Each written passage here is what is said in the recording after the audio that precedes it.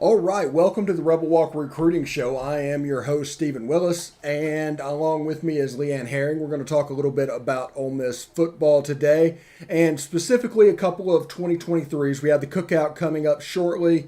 Some unofficial visitors you might have heard of are in the news. But Leanne, how you doing today? Doing good, doing good. Yeah, there's a lot of exciting news coming up. And like I said, the last couple shows we've been talking about defense, but now we're going to see a big switch to the offense. And like you said, as we get closer to the picnic and all that kind of stuff, you're going to be seeing a lot of 3 and 4 and 5 star kids that are going to be in the circuit of who we're going to be talking about. And one kid in particular that's going to be a lot, you're going to hear a lot of, that's already come from an unofficial and has camped with us this past June is Miles McVay. He's a 2023 four-star offensive tackle out of East St. Louis.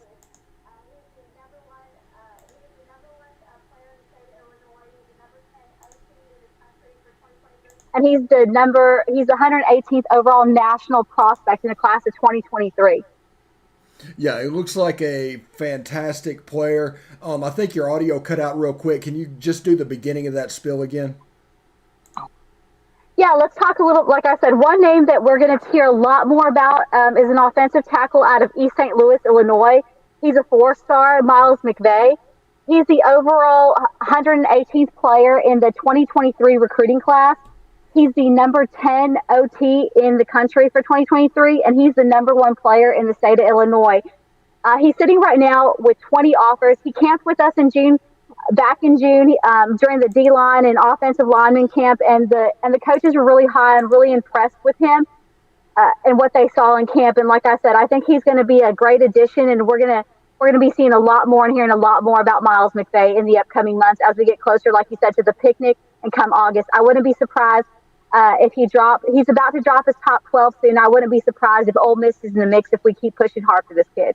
Yeah, if you look at the kid's huddle ranking, or his huddle page, which is in the description below, you can see that he has a video from the Ole Miss camp in June, from the 7-on-7 camp, where he performed the offensive line, defensive line version of that camp. Good player. He's kind of a little bit of a mauler, but you can definitely see there's a little bit of beef, and there's definitely a size aspect to the offensive lineman that they are recruiting this year. Exactly. And like I said, that's one of the key things we've been talking about defense, but also on the offensive line, that's going to be key. Whether he plays tackle or we train, I mean, he's primarily played tackle. I wouldn't be surprised if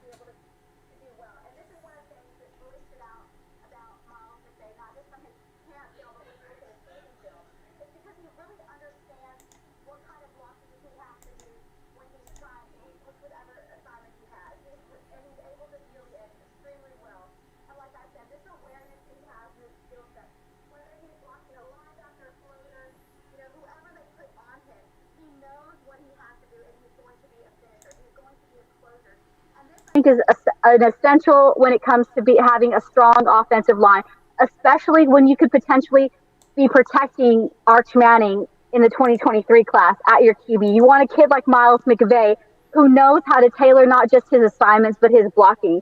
Like I said, he's really good when you watch him in his film at understanding zone blocking and great on pass protection, like I said. And he's a key finisher.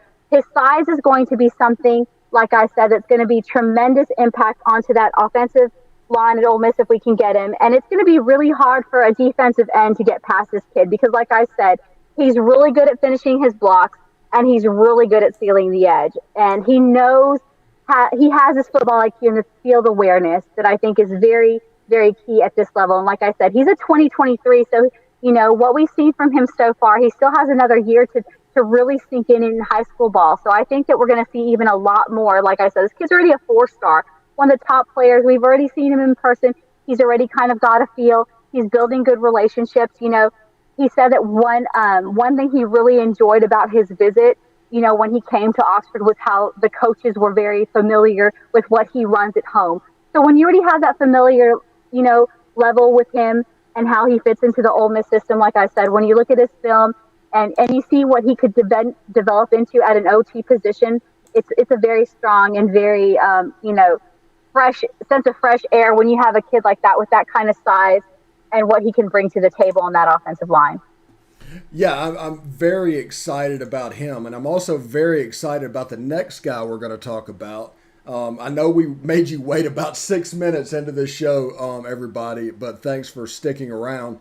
But do want to talk a little bit about Arch Manning, as the media is just all about this kid, and really his recruitment is following what his uncle Eli was like. It was Texas, it was Virginia, all of this all over the place. But at the end of the day, it ended up Ole Miss with Eli. I don't know where Arch is going to end up as well. But, I mean, you have to talk about Arch. He's a five-star quarterback from the class of 2023. Super quick release. He's already 6'4". I mean, the kid has a ton of upside and is a smooth player. Exactly. Exactly. And like you said, aside if he wasn't a Manning, he's one of those kids that he produces as advertised. Like, whether he's a Manning or not, this kid already in his freshman and sophomore year, starting varsity at Newman in Louisiana, he has proved to be an exceptional player. Right now, he sits on 12 offers, like you said. He's already 6'4", 208, a five-star kid. He's the number 2 overall national player in the 2023 class. Of course, the number 1 QB in his class, and no surprise, the number 1 prospect in 2023 coming out of the state of Louisiana. And like I said, you said it. He's a great pro style passer, and what I really like about him, which is of course with his pedigree, being around his family and whatnot, is he's got this great ability to scramble, and he's an off the cuff playmaker. And with the offense that we run in Ole Miss with Levy and Kiffin, we need those type of playmakers, and he's very secure in that thing. Like, he can think off the cuff. He's very comfortable in that. He throws on the move, and he's another smooth operator. He's really good at being quick and smooth and consistent in his delivery. He stays on top of the ball exceptionally well already, just for being a sophomore heading into his junior year. And what I really like about this kid, obviously, is that he really, really thrives if you look at his film in the short to intermediate passes. And what I like about that is that means that in clutch positions, when you're trying to, convert in, third and fourth downs or in that red zone, he's able to handle the pressure and get off that ball really, really well already, because he's extremely athletic and he likes to scramble. So like I said, he's a versatile player already at this level. And like I said, he is as advertised. And it's no surprise that, so many colleges are looking after, because like I said, he's so versatile.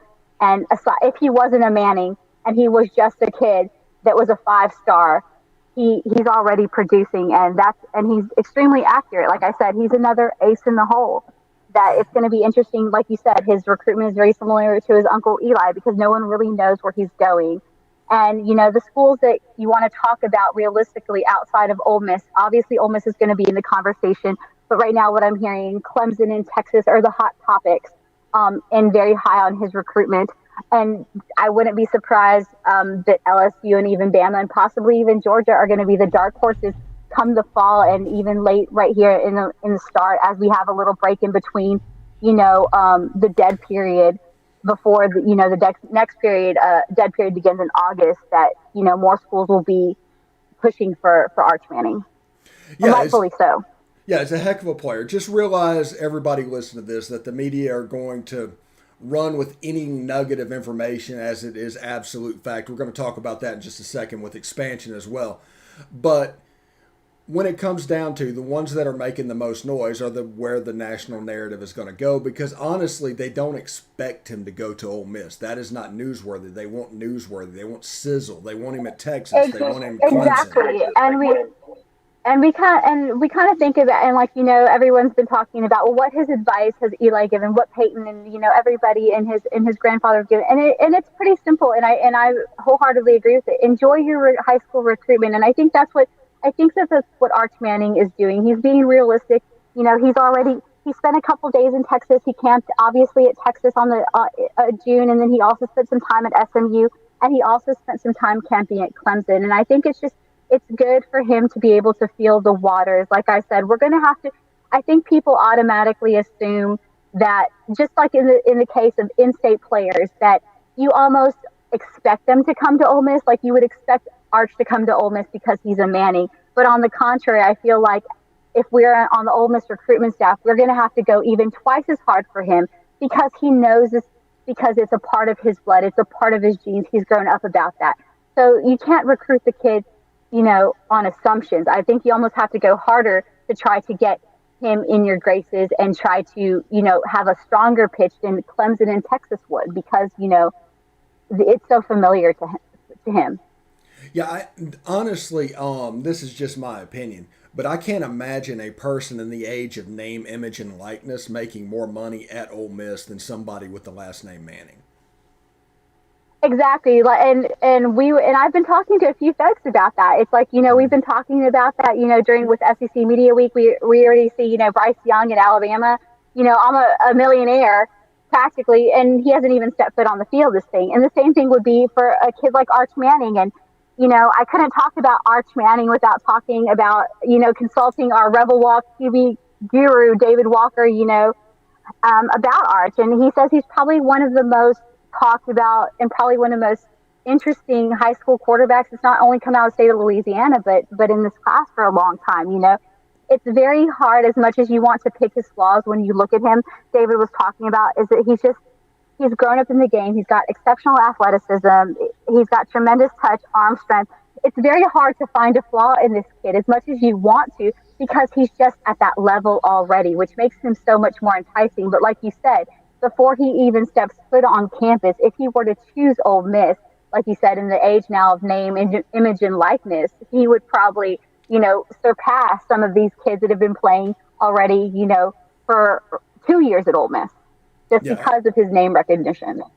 absolutely. And before we get out of here today, I want to talk a little bit about the expansion situation with Texas and Oklahoma, looking at the SEC, because of course they are. And don't let anybody fool themselves. Texas and Oklahoma coming to the SEC is a major boon. And no, it's not going to cause each program to struggle. They may not go undefeated. They might not compete for the playoffs, but most teams other than Alabama do not. The problem with Texas, the reason this helps Texas and Oklahoma, is the SEC is starting to get a foothold in Texas. And it started with Texas A&M, and slowly over time, it grew and it grew and it grew. Now, Texas wants to kind of can't beat them, join them type thing and take a little bit of that sting away.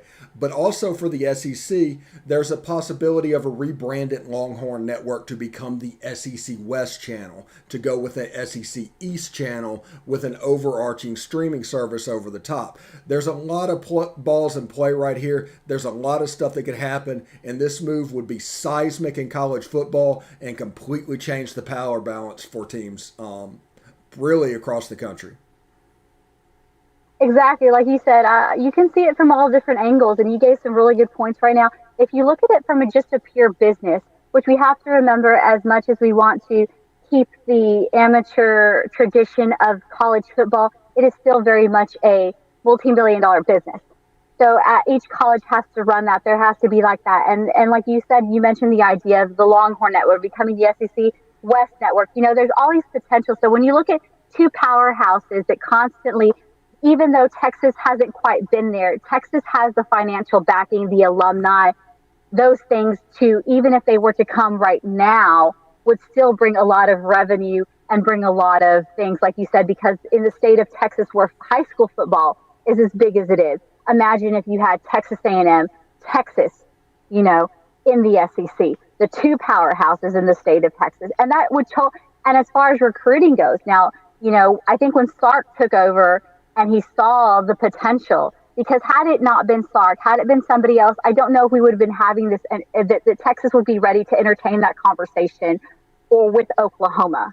And I think now the fact that Sark, having been, his background in the SEC coming from Alabama, that this would be a smart move. So like I said, I can see it from a lot. Am I 100% fan of this? Do I want Texas and OU both to be in the SEC? I'm not a fan of both teams being in the SEC for a lot of different reasons and whatnot. But like I said, if you look at it from a business and financial, point, I can see exactly. They were talking about, and I believe you retweeted it, about how Texas and Oklahoma were not present in the Big 12 conference call that was Yes. going on. I almost think too could, not to be sound a little bit of a conspiracy theorist in this regard, but could this possibly be a power play with Texas and Oklahoma? Your two big, if you really look at it, these are your two biggest powerhouses that are the Big 12. These are the guys that call the shots. These are the guys who are competing, and mostly Oklahoma, if we see it. So could this be a power play to try to reorganize and get more opportunity for the Big 12? I've also looked at it that way. We see it with coaching, and we see it in coaching, and we even see it with recruiting all the time. You see these 4 and 5 star kids who are solely committed to powerhouse programs like Texas. We've seen a couple of kids, in the last 24 hours that are 4 and 5 star players decommit from Texas, with this announcement. So, there's, like you said, there's a lot of balls in play in here and things about it. In the long haul, I think that I would like to see maybe one of these teams come into the conference. I don't know if having Texas and Oklahoma and completely leaving the Big 12 kind of, in between with not one of those in play would be the smartest choice. And I look at it also from, Oklahoma and Texas coming in. They have to realize, you talk to a lot of Oklahoma fans. Well, they win year in and out. They compete for national titles. But if you think about it, when you're competing in the SEC, especially in the SEC West, that's a tough schedule, especially for Oklahoma. I don't think that they would go, remain a 1-loss, 2-loss team, to be quite honest. So there's a lot to think about when, factors in play. But from a Yeah. business standpoint, I mean, it's a conversation that was going to be had eventually. And I think because Sark is now at Texas, it makes that conversation and opens a lot more doors because of the connections with Sark to the SEC. Yeah, and also with Sark, with the Pete Carroll view of recruiting around the country that they did at Alabama, they did at USC, Lane Kiffin does it at Ole Miss. It's that Pete Carroll system of recruiting, and he's kind of took that along. So it's going to open up some opportunities in Texas. It's not going to be a situation where you recruit 100 miles from Austin and you have a team that can play with anybody. You're going to sign 10, 15 kids from Texas, but there's going to be 10 players you're going to try and get from out of state. Exactly, and like you said, what people don't realize by the state of Texas, like a lot of the kids that we've talked about, a lot of them just are just in the Houston area alone. The Houston area of Texas is one of the most saturated, talented players of kids that from all these programs, and there's been a big movement that Texas A&M really pushed for, is trying to keep these in-state Texas kids, and Texas is kind of feeling that because a lot of their hard commits have been, eyeing Texas A&M now for that opportunity to still stay close to mama, but still be a part of the SEC. And I think, like I said, that conversation has slowly been making them realizing, hey, this is a conversation that we might, like you said, if we're not going to beat them, we're going to join them. And I think that's what Sark's realizing with recruiting, because these kids are all flocking to A&M, and if they're not flocking to A&M, they're going to go play somewhere in the SEC, whether it's at Alabama, South Carolina, even Missouri. So because Texas is so saturated with this talent. Yeah, and what people need to know, what our fans need to realize, I think this is good for the SEC and it would be good for Ole Miss. But one, there's not been a denial from anybody, and all the actions are proving this true at this moment. Secondly, sources are going to come out with all different stuff, anything coming out. Pay attention to what's actually happened. It's going to take some time. And three, Texas A&M and Missouri are going to saber rattle because they have to for their base. But at the end of the day, they're going to be on board for this as well. Yeah, I think exactly like you said, the media is going to spin it. If everyone thinks that this deal is going to be done tomorrow, I had some people close say, "Oh, it's a done deal." I said, "No, no, no, no. This is not a done deal. It's going to take some time." And like you said, Mizzou and especially Texas A&M, I think that they might put up a fight and a little bit of hesitation, especially Texas A&M, given the history, the long tradition history between the rivalries of Texas and Texas A&M. When once they decided to leave, the Big 12 and whatnot. But I think at the end of the day, when you look at it at the bigger picture, and that's really what they're looking at, the bigger picture, not just, about the football aspect, but more importantly, the business aspect. Because if you can bring another powerhouse like Texas and Oklahoma into the SEC, I mean, that's a power conference. We're talking about this a little bit, in the fall and a little bit in December about what about these power conferences, just shrinking down all the mini conferences and let's just create these superpowers. Well, if Texas and Oklahoma come to the SEC, we're about to see the first example of a super conference right here. Yeah, and just everybody also needs to remember we're not talking about a 14 playoff at this point. We're talking about a 12-team Exactly. playoff, which might Playoffs. take 4 teams from the SEC.